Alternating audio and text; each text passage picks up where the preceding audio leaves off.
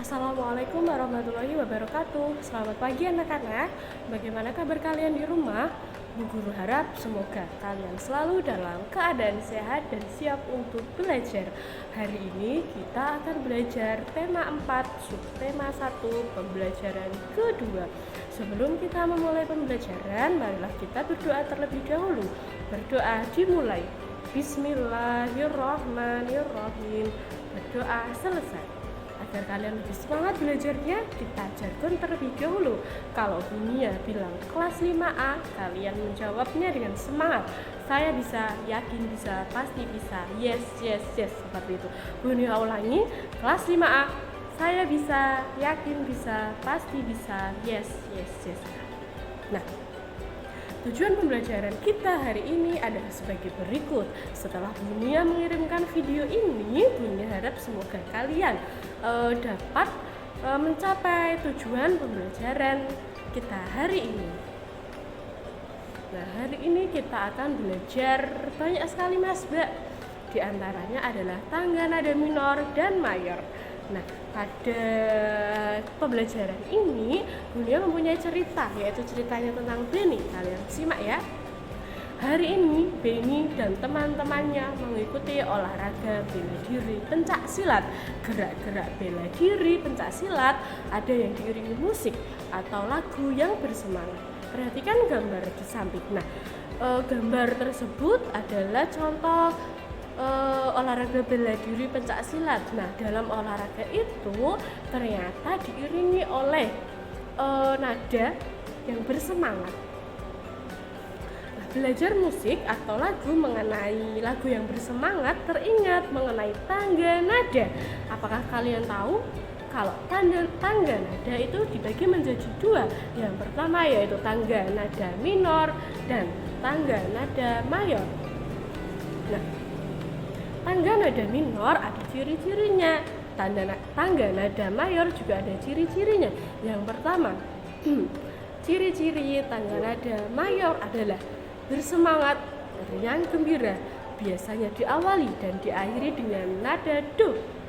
Yang keempat, mempunyai pola interval 1, 1, setengah, 1, 1, 1, setengah.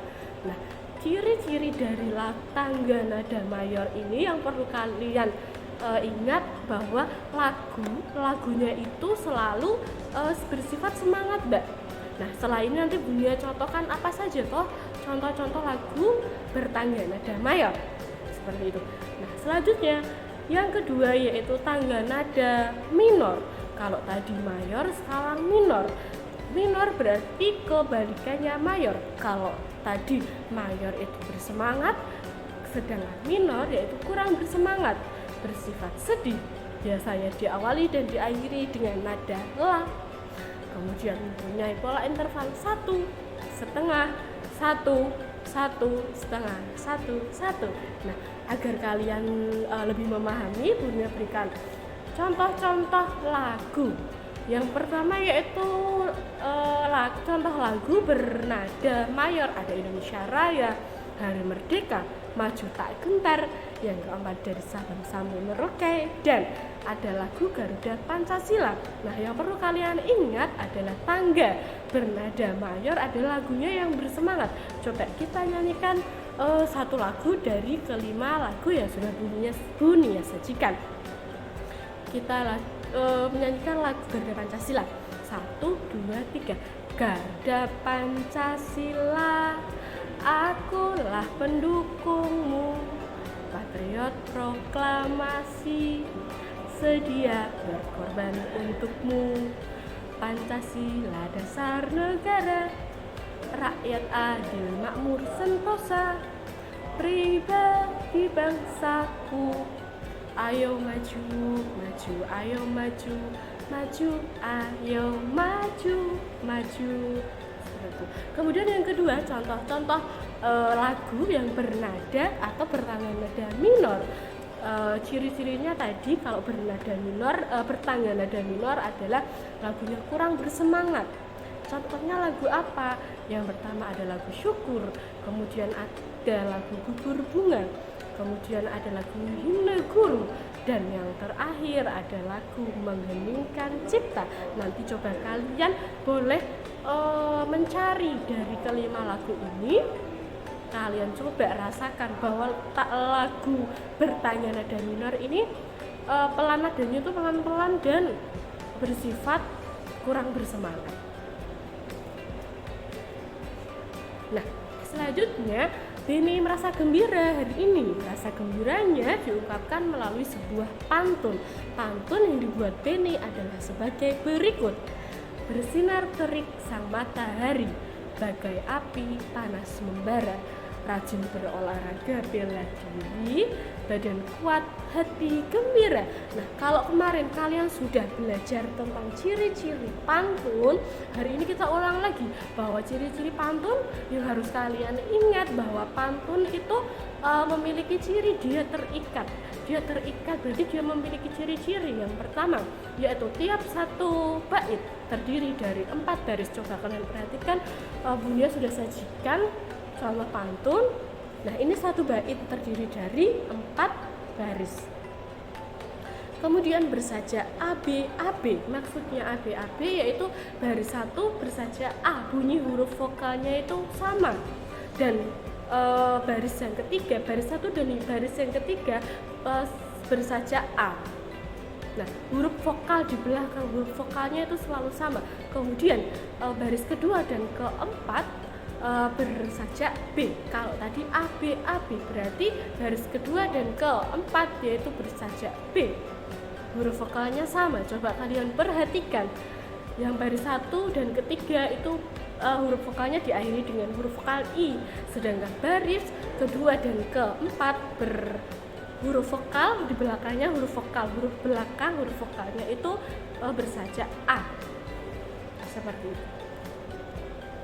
Nah, Bunia ulangi lagi bahwa ciri-ciri pantun yaitu yang pertama bersaja ABAB, kemudian baris satu bait terdiri atas 4 baris. Nah, tiap baris terdiri atas 8 sampai 12 suku kata. Kemudian kalau pantun baris ke-1 dan kedua itu disebut sampiran, baris ketiga dan baris keempat disebut bagian isi.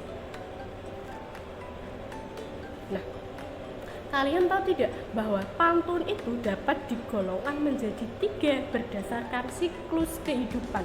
Yang namanya saja siklus kehidupan berarti menurut usianya. Yang pertama adalah pantun anak-anak. Namanya juga anak-anak, kalian pasti tahu bahwa pantun anak-anak adalah pantun yang mengangkat tentang dunia anak-anak, tentang masa muda, menggambarkan makna sukacita atau duka cita. Contohnya, terbang rendah burung kutilang, hinggap di dahan sambil menoleh, hatiku senang tidak kepalang, ayah pulang membawa oleh-oleh. Kemudian yang kedua yaitu contoh pantun muda. Kalau tadi pantun kanak-kanak, sekarang pantun muda. Nah, pantun muda adalah pantun yang berisi kehidupan masa muda. Isinya itu bermakna tentang perkenalan, hubungan asmara, dan rumah tangga maupun perasaan. Perasaan bisa diungkapkan berupa kasih sayang, iba, seperti itu. Contohnya bagaimana? Ini Bunia sudah sajikan satu contoh pantun muda. Bunia bacakan. Hujan turun rintik-rintik, ada gubuk di tepi sawah. Wahai Dinda berwajah cantik, bolehkah Kanda main ke rumah? Selanjutnya yang ketiga yaitu pantun tua. Ada masa kanak-kanak, pantun muda, dan pantun tua. Kalian mudah untuk mengingatnya ini Mbak Mas. Nah, pantun tua adalah pantun mengenai orang tua, berbudaya, tentang agama, tentang nasihat. Contohnya adalah sebagai berikut. Enak benar tinggal di Batu Jajar, segar udaranya indah dan permai. Anak sekolah rajinlah belajar agar cita-citanya kelak tersampai. Nah,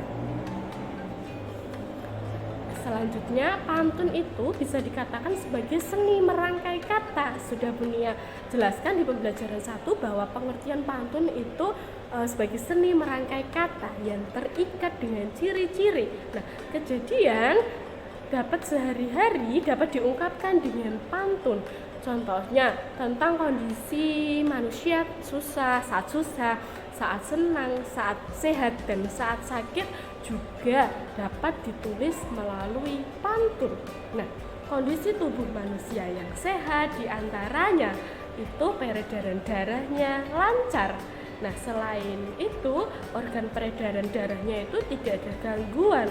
Pada pembelajaran 1, kamu sudah mengenal tentang organ peredaran darah pada manusia. Nah, sekarang di pembelajaran kedua, kita bersama-sama belajar tentang peredaran darah hewan. Nah, pada hewan itu dibagi menjadi 2, Mbak Mas.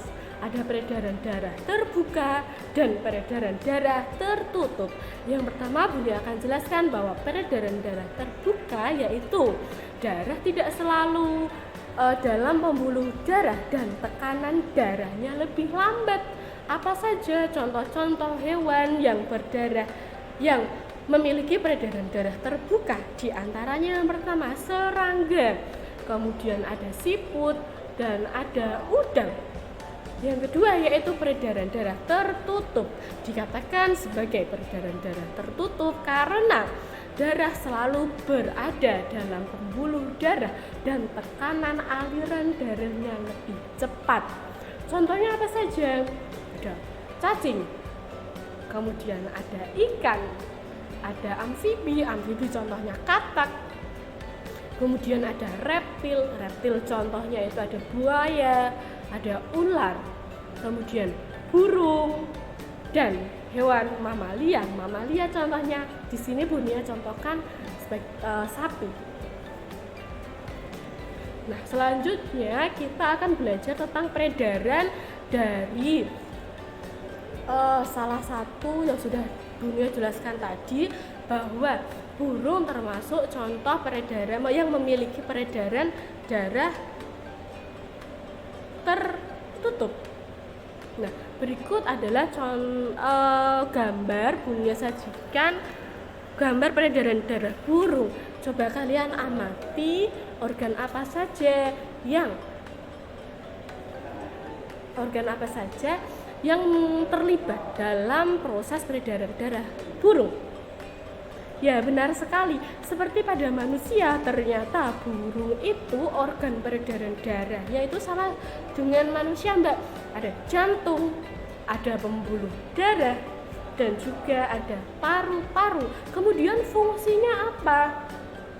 Nah, sama dengan manusia, organ peredaran darah pada burung itu sama dengan manusia, fungsinya juga sama. Pada jantung, ia berfungsi untuk memompa darah ke seluruh tubuh. Kemudian organ pembuluh darah yaitu sebagai tempat mengalirnya darah dari jantung ke seluruh tubuh dan juga sebaliknya, yaitu dari seluruh tubuh kembali ke jantung. Yang ketiga, sama dengan manusia ya, bahwa organ peredaran darah pada jantung yaitu paru-paru.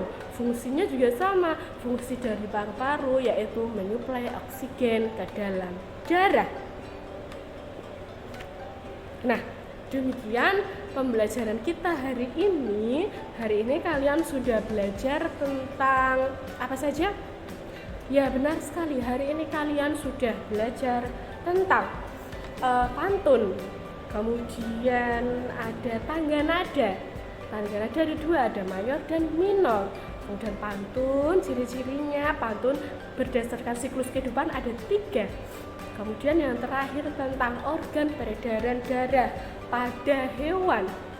Ada peredaran darah terbuka dan ada peredaran darah tertutup. Nah, setelah ini Bunia akan bagikan kalian link Google Form supaya kalian mengerjakan soal evaluasi yang sudah Bunia buat. Kalian bisa dikerjakan dengan bantuan orang tua di rumah. Jika ada pertanyaan yang kalian belum paham, kalian bisa bertanya melalui kolom komentar ataupun lewat WA-nya Bunia, kalian bisa japri ke Bunia. Nah, demikian Bunia minta maaf apabila ada kesalahan dalam menyampaikan. Dunia akhiri. Wassalamualaikum warahmatullahi wabarakatuh. Kita jargon terlebih dahulu. Kelas 5A. Saya bisa, yakin bisa, pasti bisa. Yes, yes, yes.